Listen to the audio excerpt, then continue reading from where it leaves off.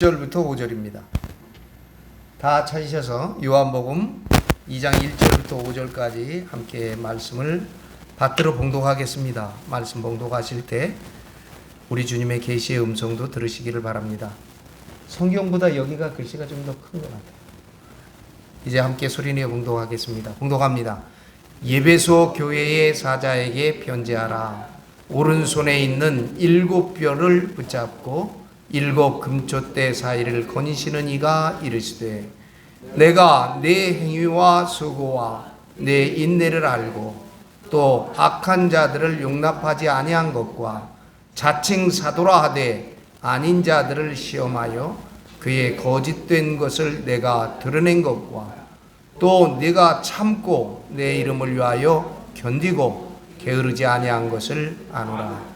그러나 너를 책망할 것이 있나니 너의 처음 사랑을 버렸느니라. 그러므로 어디서 떨어졌는지를 생각하고 회개하여 처음 행위를 가지라. 만일 그리하지 아니하고 회개하지 아니하면 내가 네게 가서 네 촛대를 그 자리에서 옮기리라. 아멘. 이는 주님의 말씀입니다. 하나님 우리 아버지와 우리 구주 예수 그리스도로 쫓아 은혜와 사랑과 축복, 하나님의 놀라우신 은총이 예배하는 이 시간, 또 말씀을 듣는 이 시간에 우리 모두 위에 충만히 임하시기를 간절히 축원합니다. 축복합니다. 오늘부터 드디어 2장에 들어가서 말씀을 함께 상고하겠습니다. 2장 1절 우리 다 같이 한번 다시 1절만 한번 읽어보겠습니다. 1절입니다. 시작. 예배소 교회의 사자에게 편지하라. 오른손에 있는 7뼈를 붙잡고 7 금초대 사이를 거느시는 이가 이르시되. 아멘. 제일 먼저 예배소가 나오고 예배소 교회가 나왔죠. 예배소 교회의 사자에 편지하라. 예배소는 지중해에 있는 항구 도시입니다. 지중해를 끼고 있는. 현재도 터키가 있는데 그 터키 중앙부쯤 되는, 지중해에 있는 터키 중앙부쯤에 위치하고 있는 항구 도시입니다. 중앙부보다 조금 내려 있죠. 당시에는 이 터키가 현재도 여러분, 현재도 마치 중국처럼, 지금은 좀 달라졌습니다만 전 유럽의 농산물을 또는 축산물을 공급하는 이런 시장과 같은 데입니다. 그런데 이 터키는 보면요, 지중해로 이렇게 되어 있는, 지금 중국과 같이 이렇게 중국해에 있는 이 해변의 도시 바로 안쪽에 산맥이 이렇게 쭉 있고, 산맥을 넘어야 광활한 평야가 펼쳐집니다. 그래서 모든 내륙 지방에 있었던 농수산물들을 전부 해안 지방으로 옮겨서 그 해안 지방에서 배로 주로 유럽에 수출하는, 또 전 세계를 향해서 내보내는 그런 방법을 쓰죠. 그래서 해안에 있는 항구들이 대부분 부흥합니다. 그리고 도시가 크고 번성했습니다. 로마도 마찬가지죠. 로마도 배를 타고 이 항구에 와서 자기들의 필요한 물자들을 실어 나갔어요. 지금도 그렇습니다. 그래서 저 꼬냐같이 이고니온 같은 곳을 가려면 항구에서 산맥을 하나 넘어가야 돼요. 그래야 큰 광활한 평야가 있습니다. 지금도 예를 들면 향수를 만드는 꽃의 원료라든가 농작물, 밀, 건포도 뭐 이런 농작물 거의 터키에서 재배해가지고 유럽에 수출합니다. 양모, 고기 그런 거 다. 이 예배소는 지중해를 끼고 있는 항구 도시이고 소아시아의, 당시 소아시아 교역의 중심지였고, 따라서 각 나라에서 잡대한 사람들이 무수히 왕래하는 아주 빈번한 대도시이고 어떻게 보면 혼탁한 도시였습니다. 이 도시는 아데미 여신을 모신 신전이 있었고, 사도행전 19장 35절에 보면 서기장이 무리를 진정시키고 이르되 예배소 사람들아, 예배소시가 큰 아데미와 제우스에게서 내려온 우상의 신전지가 될 줄을 누가 알지 못하겠느냐. 이미 예배소에는 아데미 여신, 그리고 제우스라고 하는 신전이 아주 크게. 그러니까 여러분 보십시오. 그 도시를 지금 영적으로 누가 장악하고 있어요? 아데미 여신과 제우스 신이 장악하고 있습니다. 우리가 대통령의 측근에 무당들이 있는 걸 굉장히 경계하는 이유가 뭐예요? 그 대통령이 여러 결정을 해야 되는데 그 대통령과 대통령실이 무당의 영적 지휘 아래 놓여 있는 게 이거 위험하다는 거죠. 그거 굉장히 위험합니다. 그래서 아데미 여신과 제우스 신전이 있는 아주 큰 도시지고요. 신전을 마술이 성행하는 미신과 환락에 충만한 도시입니다. 사도행전 19장 19절에 보면 또 마술을 행하던 많은 사람이 그 책을 모아가지고 와서 사람들 앞에서 불사르니 그 책값을 계산한 즉 은 5만이나 되더라. 마술을 행하던. 제가 예배소 고대 도시를 가보니까요. 예배소를 가보니까 지금은요.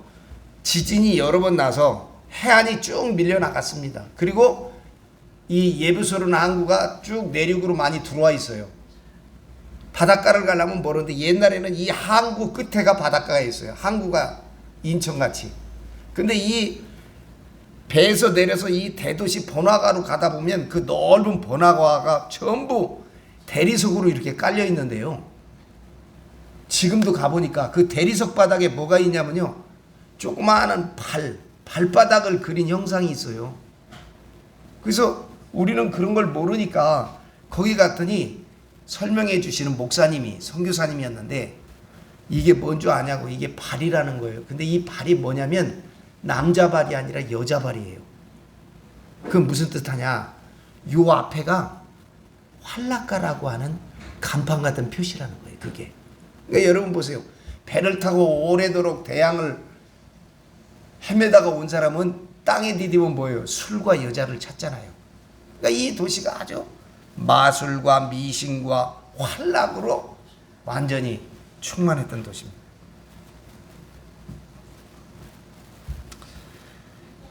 그런데 이 예배소에는 바울이 이미 예배소에서 3년 동안 목회한 바가 있습니다. 그 위에 성경에 보니까 브리스길라와 아굴라가 이곳에서 머물러서 복음을 전했고요.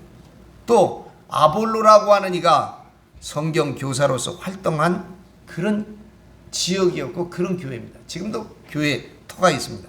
사도행전 18장 25절에 보면 그가 일찍 주의 도를 배워 열심으로 예수에 관한 것을 자세히 말하여 가르치나 요한의 세례만을 알 따름이로라. 아볼로를 얘기하는 거거든요.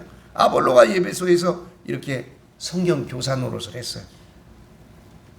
그래서 예배소 도시의 사람들은 아데미 여신을 숭배하고 마술에 미혹된 자들이었는데 이 바울의 선교로 말미암아서 우상과 마술, 미신을 버리고 개종해서 예수 그리스도를 믿고 따르는 이들이 많아졌습니다. 자, 그리하다 보니 여기에 미신을 섬기던 사람들은 여러분, 미신을 섬기는 우상의 제조업자들은 파산지경에 이르게 됐어요. 그렇지 않겠습니까? 그 무신 다 불살라라. 아까도 얘기했지만 여기에 마술하던 사람들이 책 모아다가 책 태워보니까 그 미신책, 토정비결 같은 거, 사주 보는 책들 다 태워보니까 그게 엄청나다고 그러잖아요. 그러니까 이 사람들이 우상을 제조해서 먹고 살던 사람이 자기 직업이 날아가니까 누구와? 이 복음 전하는 사람들하고 항상 충돌하고 마찰이 생기게 됐어요. 왜? 우리의 이익에 가장 방해가 되는 세력이거든요. 누가? 복음 전하는 사람들. 자, 항구 도시이고 교역의 중심지로서 각 나라의 잡다한 사람들이 왕래하는 항구 도시였기 때문에 예배소 교회에 출입하는 자들 중에는 정체를 모를 많은 사람들이 이 교회를 출입합니다. 또 출입만 하는 게 아니라 여기 교회에서 설교하거나 사도니, 선교사니, 교사니 스스로 자칭하는 이들이 늘어나게 됐고 나가서 호놈 종교를 믿는 니골라당, 원래 이 니골라라는 사람은 7 집사 중에 한 집사로 선택받은 사람인데 이 사람이 발람의 교훈을 따릅니다. 혼음. 여러분, 교회 안에서 성적으로 부도덕하고 타락시키는 이 세력들이 돼버려요. 그래서 이 니골라당의 무리들이 교회에 잠입해 들어와서 교회를 성적으로 혼란하게 만들기 시작했습니다. 오늘 여기 1절에 보니까 에베소 교회의 사자에게 편지하라. 사도 요한의 첫 번째 편지를 받는 수신자는 에베소 교회의 사자, 에베소 교회의 천사입니다. 천사가 인간에게 편지를, 천사가 사도에게, 요한에게 편지를 받는 일은 어느 종교에도 찾아볼 수 없는 불가사의한 사건입니다. 사랑하는 여러분, 이처럼 하나님께서 인간의 가치를 하나님께서 우리 인간의 가치를 얼마나 고귀하게 여기셨으면 사도 요한을 시켜서 천사에게 편지를 보내어 계시를 깨닫게 하셨을까요? 사랑하는 여러분, 하나님의 형상을 닮아 지음받은 인간이 자기 스스로, 우리 스스로 교귀함을 깨닫지 못하고 천사의 종이 된 것을, 천사의 종로로 탄 것을 타락이라고 말할 수 있습니다. 아멘. 사도 요한이 천사에게 편지를 보낼 수 있는 것은 그가 우리의 아들, 하늘의 소리예요. 하늘의 소리. 땅의 반석을 통해서 생명수를 주시지만 하늘, 우리의 소리, 하늘, 우리의 아들이라고 하는 예수 그리스도의 산자의 도의 맥을 이은 사도가 바로 사도 요한이기 때문인 줄로 믿습니다. 아멘. 예수 그리스도 산자의 도의 맥을 이은 사도이기 때문에 사도 요한은 천사에게 편지를 줄 수 있는 거죠. 그리고 이 에베소 교회 천사에게 보내는 편지 서두에서 이렇게 얘기해요. 오른손에 있는 7뼈를 붙잡고 7 금초대 사이를 거니시는 이가, 누가? 예수 그리스도가.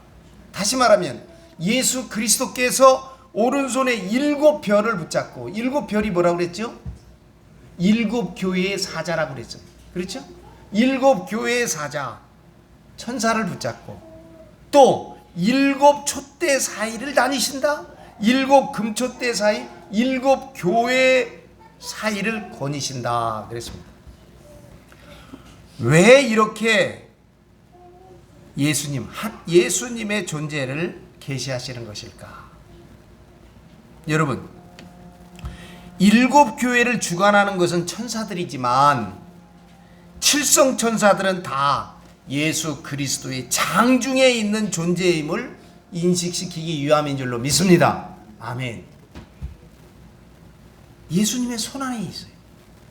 아담을 타락시킨 천사는 교만해서 예수님의 손에서 벗어나려고 시도한, 자기의 자리를 떠나려고 했던, 자기의 위치를 떠났던 자였습니다. 즉 피조물이 조물주가 되고 싶어서 자기의 자리를 박차고 떠난 자들입니다. 여러분, 모든 피조물은 하나님의 손에 의해 지음받은 존재이기 때문에 예수님의 손 안에, 예수님의 장중 안에 들어있는 존재인 줄을 믿습니다. 특히 천사들은 영적인 존재이기는 하지만 하나님이 부르시는 영이에요.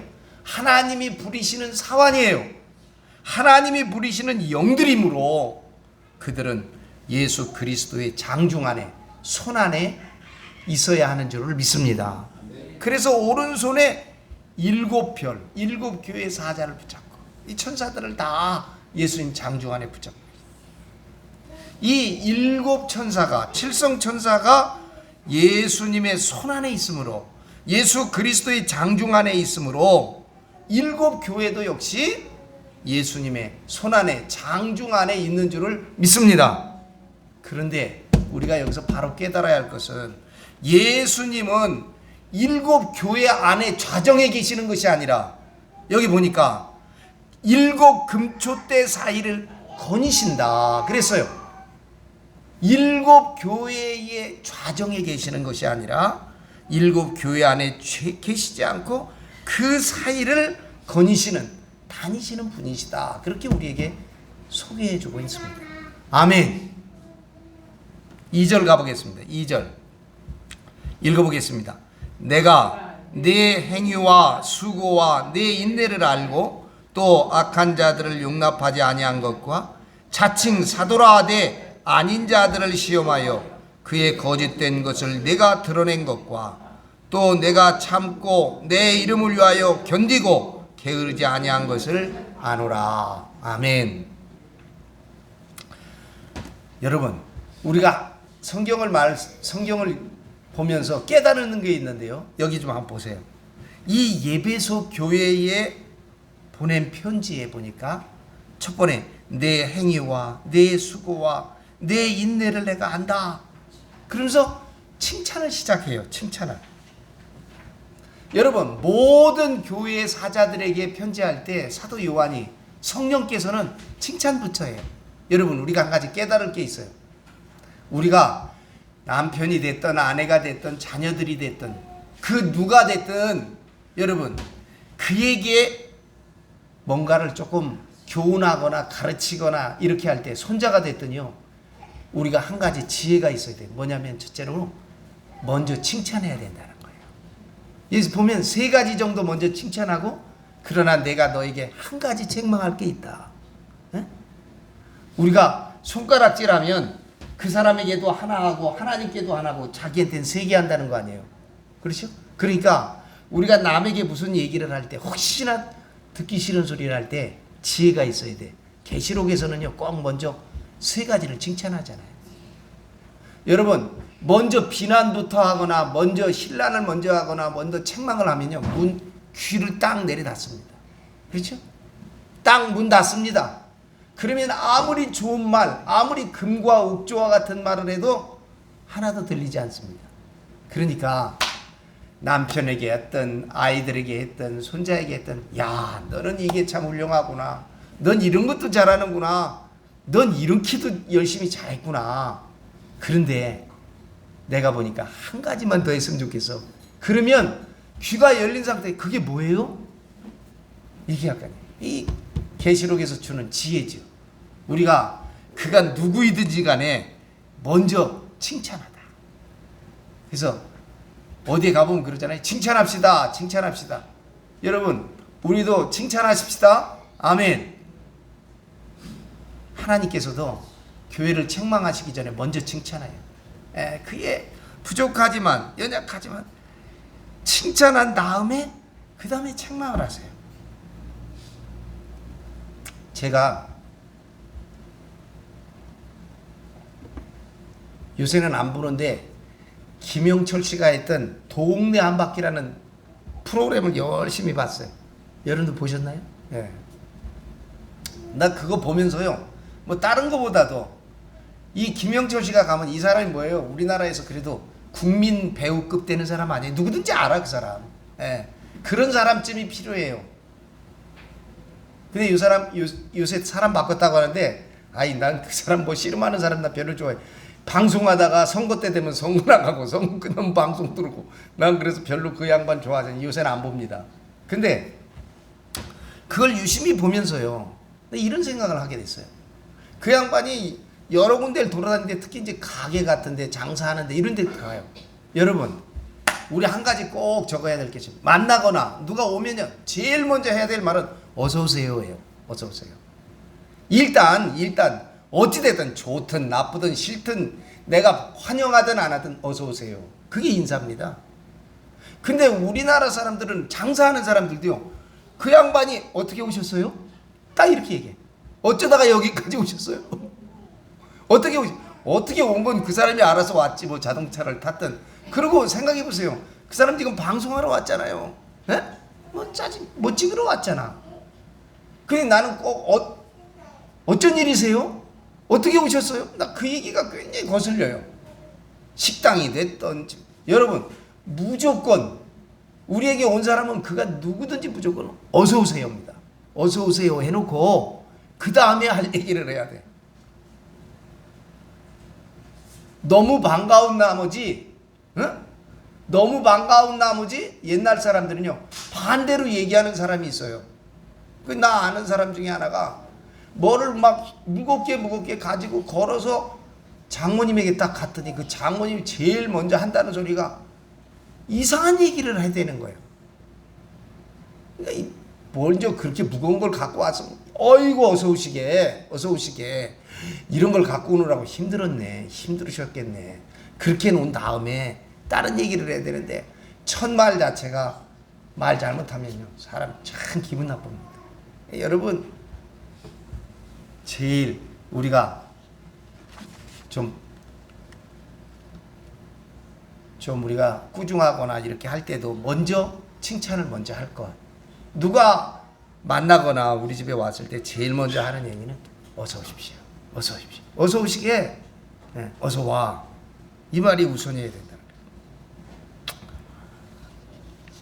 여기 보니까 내 행위와 그렇게 해놓고 행위는 거짓 선지자들의 위선과 혼음 종교였던 이 음란의 종교였던 니골라당의 음행에 오염되지 않은 그리스도인의 고상한 덕행을 여기에서 말씀하고 있습니다. 이런 행위는 피땀 흘리는 고되고 힘든 수고와 또 모든 것을 견디는 백절불굴의 인내가 있어야만 합니다. 자칭 사도와 니골라당과 영지주의자들이 잠입한 상황 속에서 교회를 지키는 고상한 행위는 수고와 인내의 열매이기 때문에 그렇습니다.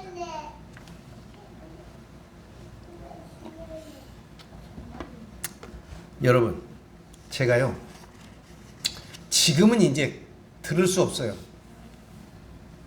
80년, 81년이니까 80년 제가 저 양구 산골 그 불악이 한 마을이 말이에요. 마을이 한 100호에서 200호밖에 안 될 거예요.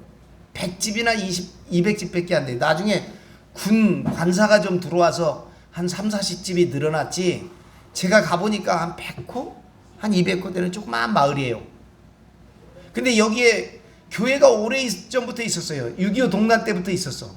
여러 군목이 지나갔기 때문에 다 전도해가지고 다 교회 한 번씩 온 사람들이에요. 옛날에는 영외의 교회가 있었기 때문에.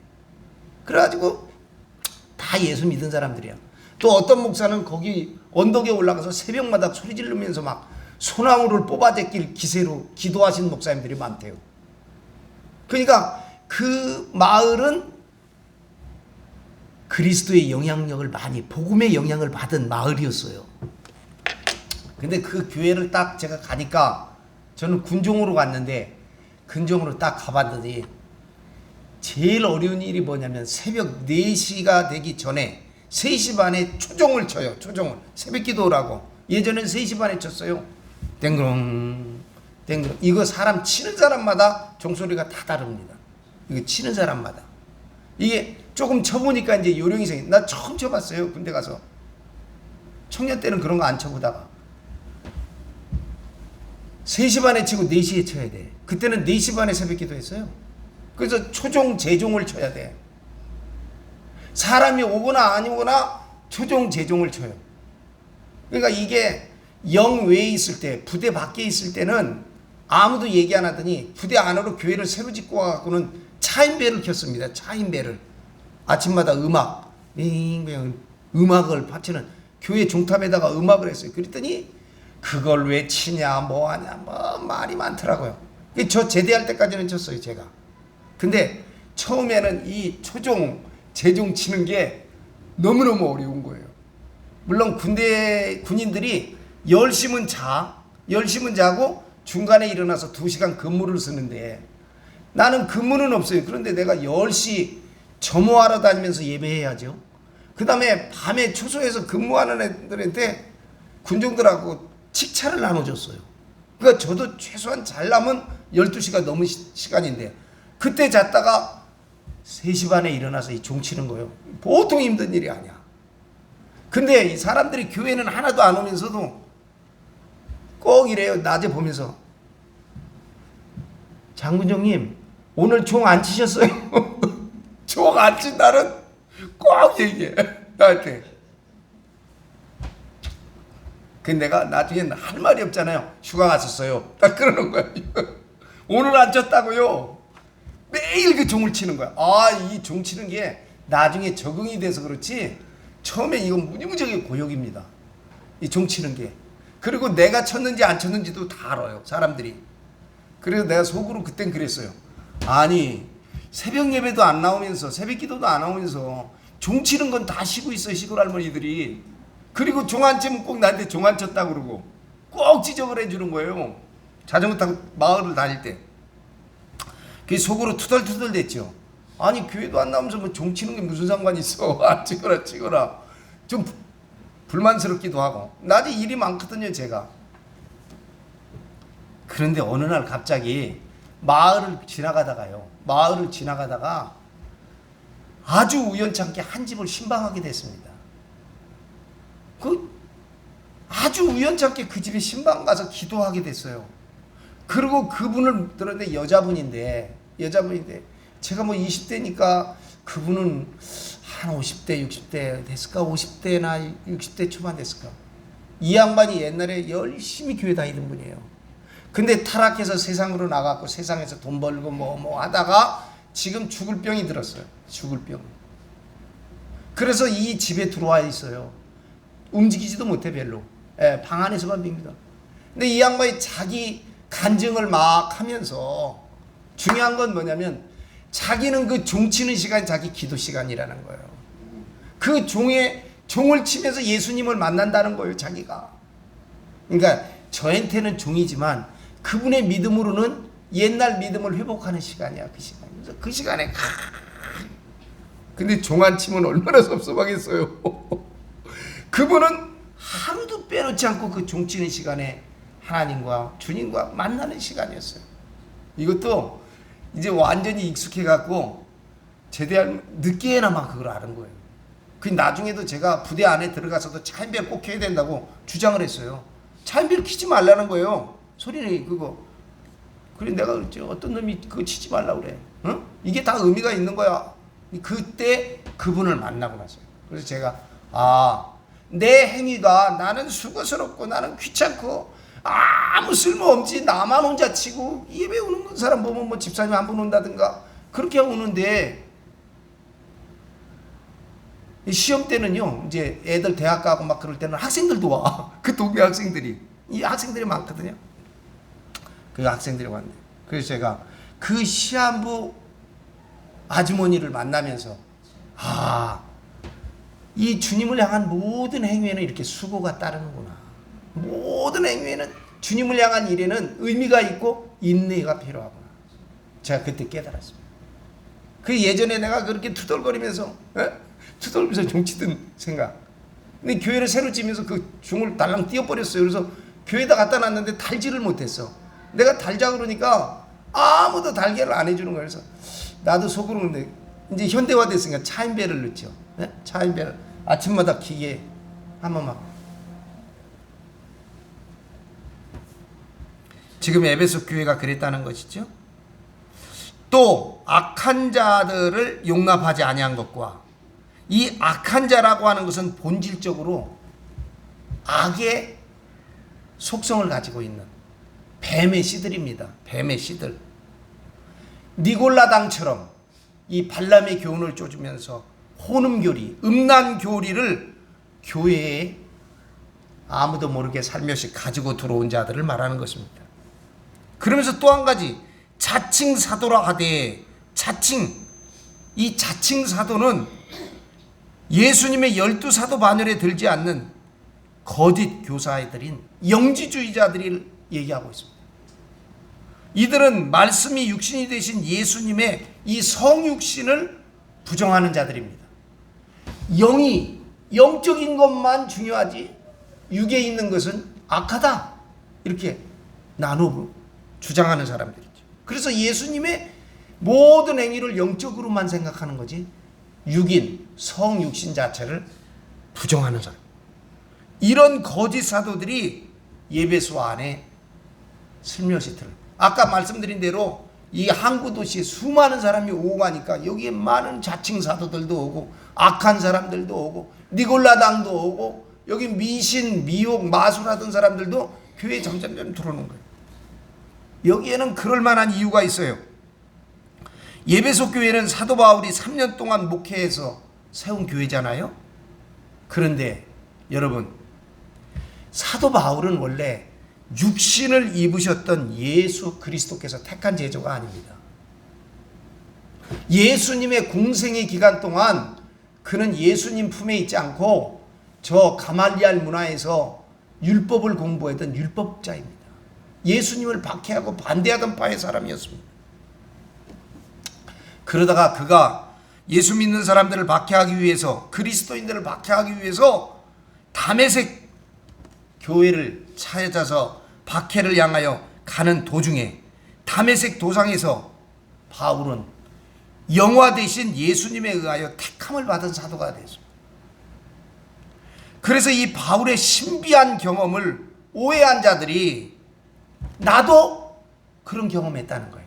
나도 여태까지는 예수님과 함께 시간을 보냈던 제자들만을 사도라고 했는데 어느 날 갑자기 나는 길에서 도상에서 다메섹 도상에서 주를 만났다. 나는 이런 신비한 경험이 있다. 이렇게 주장한 바울이 등장하고 나서 어떤 나도 경험했다, 나도 성령 체험했다, 그런 사람들이 슬슬 늘어나기 시작해요. 이들을 자칭 사도라고 하는 겁니다. 이건 근거가 있잖아요. 이렇게 바울이 있었기 때문에. 여러분, 그러나 이 사도 바울의 신비 경험은 셋째 하늘에 오른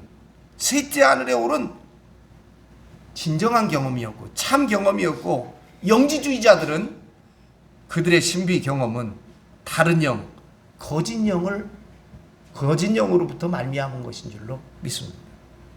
사도 바울은 자기가 예배소 교회를 떠난 후에 흉악한 이리들이 나타나 교회를 혼란시킬 것을 이미 알고 있었습니다. 여러분 한번 보시죠. 사도행전 20장 29절로 30절. 사도행전 20장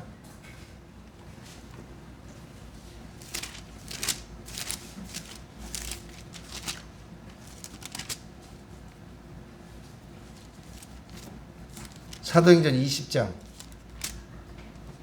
찾으셨으면 29절로 30절.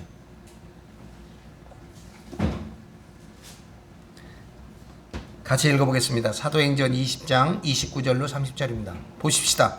내가 떠난 후에 사나운 이리가 여러분에게 들어와서 그 양떼를 아끼지 아니하며 또한 여러분 중에서도 제자들을 끌어 자기를 따르게 하려고 어그러진 말을 하는 사람들이 일어날 줄을 내가 아노라. 사도 바울이 자기가 예배소 교회를 떠나 다른 곳에 사역할 때 흉악한 이리들이 나타나 교회를 혼란시킨 것을 이미 그는 예고하고 있습니다. 사도 바울의 예언대로 거짓 사도들이, 자칭 사도라고 하는 사람, 악한 자들, 니골라당, 영지주의자들, 이런들이 교회에 들어와서 온갖 이단 교리로 양들의 마음을 흐트려 홀리는 미혹의 행위들을 하게 됐습니다. 4절 요한계시록 2장 4절입니다. 보겠습니다. 시작. 그러나 너를 책망할 것이 있나니 너의 처음 사랑을 버렸느니라. 여러분, 사랑이라고 하는 것은 위로는 하나님을 사랑하는 것이고 아래로는 이웃을 사랑하는 형제의 사랑입니다. 하나님의 사랑과 형제의 사랑을 사랑이라고 말합니다.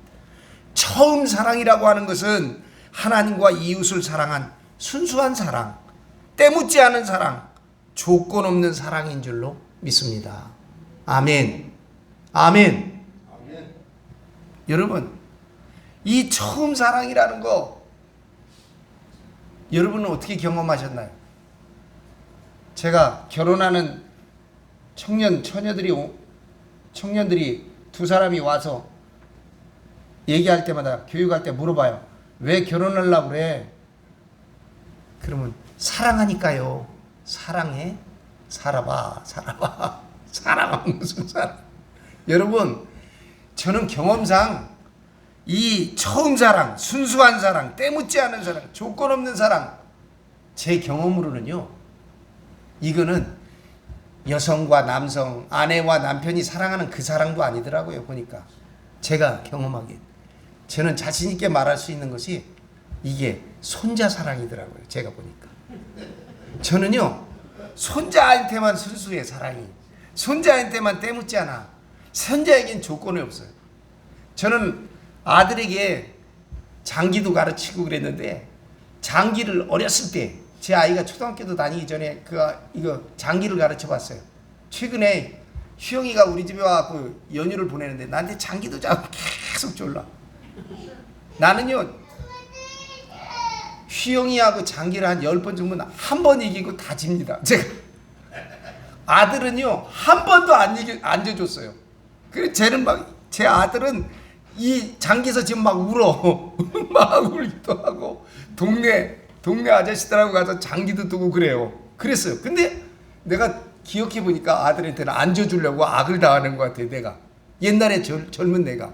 근데 손자는 그래 먹어라, 그래 잡아라, 그래 죽여라. 알고도 주고 모르고도 주고 그냥 계속 주는 거예요. 저는 쟤 때문에 그 세월호 터졌을 때도 제가 굉장히 우울했어요. 막 애들 저렇게 죽어가는 거 보면서 막 너무너무 막 우울해갖고 어찌할지 모를 때 손자 때문에 위로를 받아요. 손자를 보면서 그때 나는 휴영이한테 그 빛이 있어요. 아무튼 여러분 처음 사랑이라는 것은 하나님과 이웃을 사랑한 순수한 사랑, 때묻지 않은 사랑, 조건 없는 사랑을 말합니다. 마치 소녀의 첫사랑처럼 예배소 교회 성도들은 첫사랑의 정열로 믿음 생활을 했습니다. 바울이 있을 동안 예배소 교회는 이 순수한 처음 사랑이 넘쳐났습니다. 복음 안에서 한 형제가 되어 서로가 의심하지 않고 화목하고 서로 사랑했습니다. 그러다가 악한 자, 자칭 사도, 거짓 사도, 니골라당, 영지주의, 세례 요한파들이 잔입함으로 말미암아 교인들은 서로 나누어지게 되고 분열되고 나게 서로를 의심하게 되었습니다. 야, 누가 니골라당에 가담했어? 누가 영지자들의 교리를 지켰을까? 누가 그들에게 빠졌어? 이렇게 서로 의심.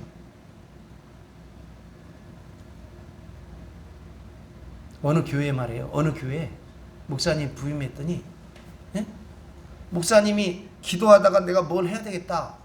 그러면 교회 중직들이 와서 그런대요. 목사님, 그거 아무개 장로가 하자고 그래서 하는 거 아니에요?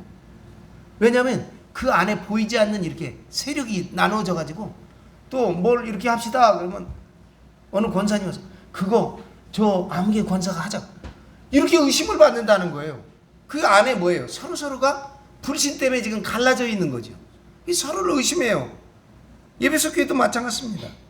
이렇게 서로를 의심하는 의심이 생기면서 순수했던 형제 사랑이 식어지고 처음 사랑에는 불순물이 자꾸 혼합되게 되는 것입니다. 서로를 의심하고 서로를 시험하는 일로 말미암아 사랑은 식어 냉기가 감돌고 분열과 파쟁은 필연적으로 이단을 정죄하는 교리를 만들게 되었고 자동적으로 그 안에 교파가 형성되기 시작하는 것입니다. 갈라짐이 시작되는 것이죠. 사랑하는 여러분, 처음 사랑이란 성령 강림한 오순절 교회의 뜨거운 사랑, 순수한 사랑, 때묻지 않는 사랑, 조건 없는 사랑이었습니다. 서로 유무상통하는, 없는 것은 주고 있는 것은 나누는 유무상통의 실천적인 사랑 아니었습니까? 자발적인 사랑이었습니다. 5절에도 나옵니다만 이 처음 행위는 처음 사랑을 뜻하는데 예배소 교회에도 처음에는 오순절 교회와 같은 실천적인 사랑, 때묻지 않은 사랑, 순수한 사랑, 조건 없는 사랑이 넘쳐났습니다. 그런데 실천력이 없는 교리화되고 교화된 사랑은 변질된 사랑으로 흘러지게 되고 결국은 이를 꾸짖지 않아야 할 수밖에 없는 지경에 이르게 되었습니다. 입만 열매는 없고 입만 무성한 교회, 열매는 맺지 못하고 입만 무성한 성도 공동체. 그래서 심지어 믿지 않는 사람들이 믿는 사람을 향하여 그리스도인들은 말만 잘해, 말만 잘해. 얼마나 수치스러운 일입니까? 저 양주에서 말해요. 아니 그런 말이나 하지 말지. 목사라고 자칭하는 여인과 그 딸이 가갖고 식당에 가가지고 말해요. 뭐 밥을 먹고 나서 뭐 여기 가까이 사람들을 같이 밥을 먹게 했다느니, 그렇게 해서 코로나를 전파시키는 일을 뭐 했다느니, 그래 돈을 반환하라, 아니 나중엔 뭐 위자료를 줘라, 그렇게 했다가 이 사람들 말이에요. 다시 보니까 이 목사들이라네. 이 사람 여자인가 본데 목사라는 거예요. 아니 목사라는 소리는 좀 하지 말지. 그리스도인이라는 거 아니에요? 그랬다 재판받아갖고 벌금 받았어요. 이 사람들 500만 원인가 얼마 벌금 받았다. 내가 신문 보도 보니까 한참 이 얘기 떠들썩 하더니 그 식당에는 서로가 해줘요. 이 열매는 없고 입만 무성한. 사랑하는 여러분, 처음 사랑, 하나님을 사랑하고 형제를 사랑하는 이 순수한 사랑, 때묻지 않은 사랑, 조건 없는 사랑이 우리 주 예수 그리스도의 영으로 말미암아 날마다 새로워지는 역사가 우리 공동체 안에 임하고 넘치기를 예수님의 이름으로 간절히 축원합니다. 축복합니다. 여러분 가정에 임하시기를 축원합니다. 여러분의 공동체 안에도 이와 같은 은혜가 충만하시기를 예수님의 이름으로 간절히 축원합니다. 기도하겠습니다. 영원하신 생명과 구원의 하나님, 길과 진리와 생명의 빛으로 우리를 구원하여 주심을 감사합니다. 주님의 대속의 십자가 보혈로 우리의 죄짐을 풀어주시고 성령의 권능을 주시어 주님 말씀에 순종하는 믿음을 주시옵소서. 예수 그리스도의 이름으로 기도합니다. 아멘. 생명의 참된 주인을 모르는 것이 어리석음이오니 이 어리석음에서 벗어나 생명의 삶을 살아가기를 소원합니다. 하나님을 경외함이 지식의 근본이오니 매사에 주님을 인정하는 지혜로움으로 살아가기를 소원합니다. 우리는 때때로 태만하고 불의하여 청지기의 소명에 합당하지 못하였지만 우리를 찾으시고 우리를 부르시고 우리를 사용하시기를 원하시는 주님의 은혜로 새로이 회복되도록 이끌어 주시옵시고 변화하게 하여 주시옵소서.